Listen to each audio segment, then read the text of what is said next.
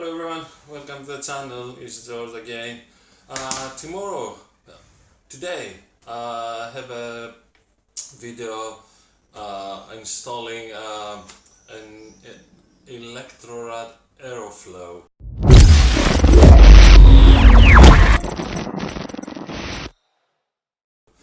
So what's this? This is quite a fantastic product. In a nutshell, it's an electric radiator, but it's a lot different than anything else. First of all, they're far more energy efficient and a lot better to use. And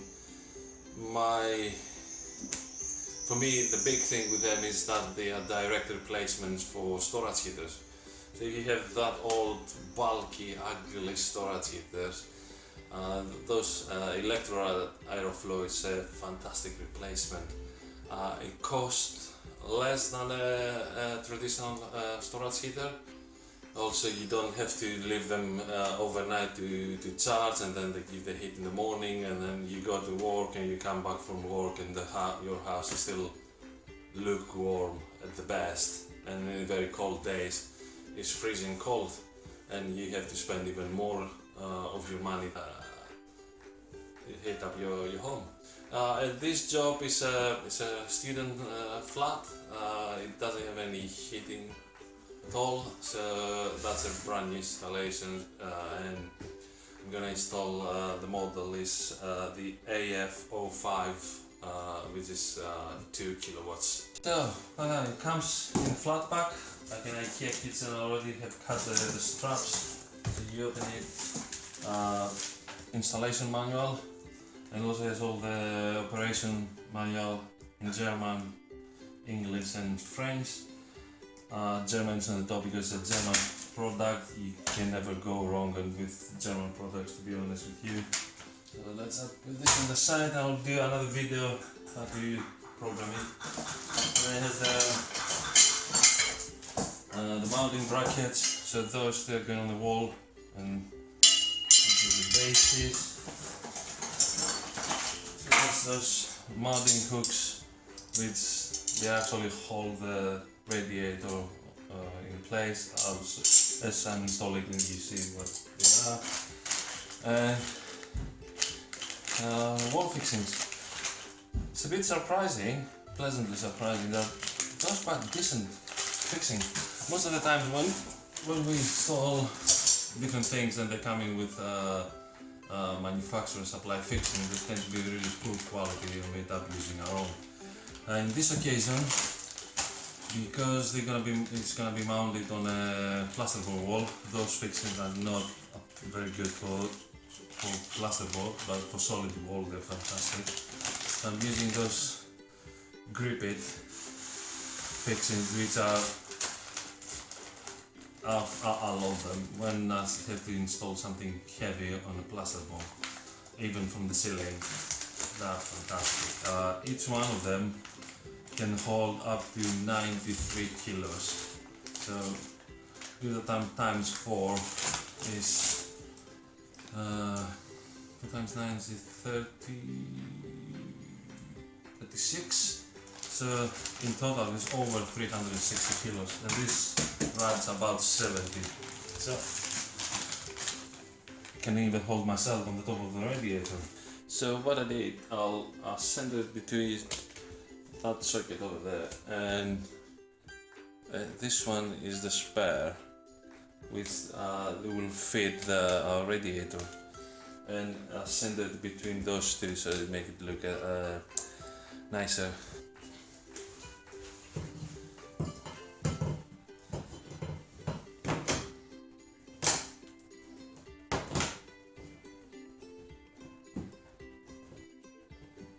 Of course, you need a level to keep it straight.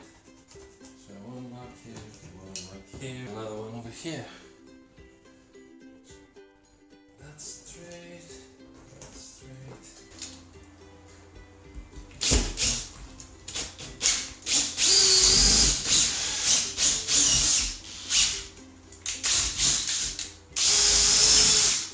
You put it here the hole, and you whack it in with a hammer.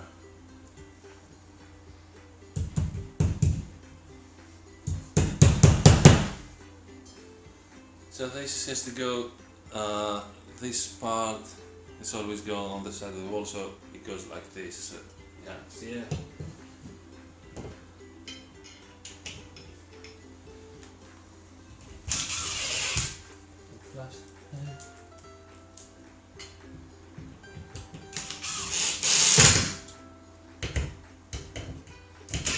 So the next step is you take those mounting hooks I showed you earlier, and two of them they have the number 2 and the other two they have the number 1 of them. So we take the number 2 ones that they go in at the bottom, and there's a slot here.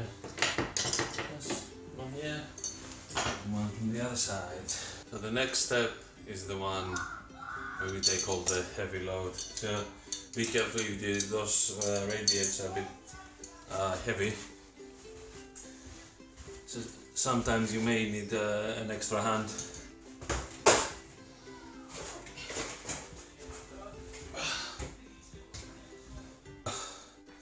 Now, lift that up. So you have to make sure that the bottom mounting brackets they're holding here. After that, you get the hooks, mounting hooks with code number 1, and with a slotted side from the up, you put it inside the bracket, and then you push the radiator to the very back, and then you just push those one down. It won't look ugly. Get that top, which can be fitted from either side. Put that on top. And now, the only thing left to do is connect it into this spare. So this spare has to have a 13 amp fuse, and so it's not only, this one, as I say, it's only 2 kilowatts. So it is fine. It is on a size that it won't overload the circuit, so that was actually fed directly from the ring. So as always, make sure the power is off.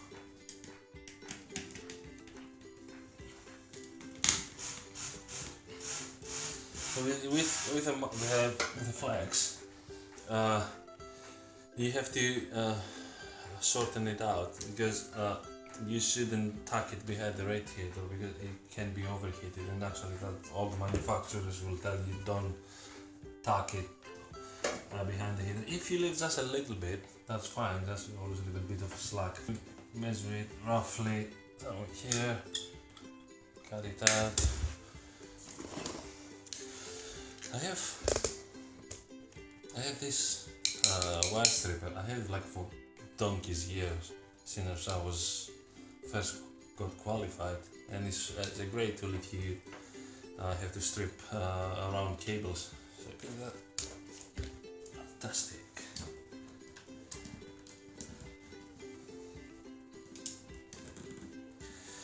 Today is the hottest day of this summer. I'm dripping sweat. It's so hot. I was seriously thinking not to go to work today, just stay home and doing absolutely nothing. Just remain still until we go through the heat wave. So hopefully tomorrow is gonna be much better.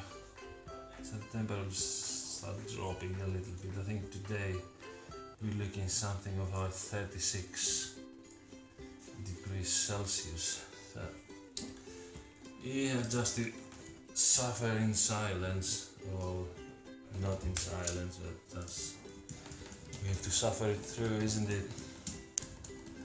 And I'm starting thinking today it's so hot. I'm thinking there was when I was still an apprentice back in Greece, we had a summer when we hit about 40, 48, and over here just when it goes like around 30, we start thinking probably it's gonna melt.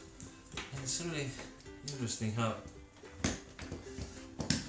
a lower temperature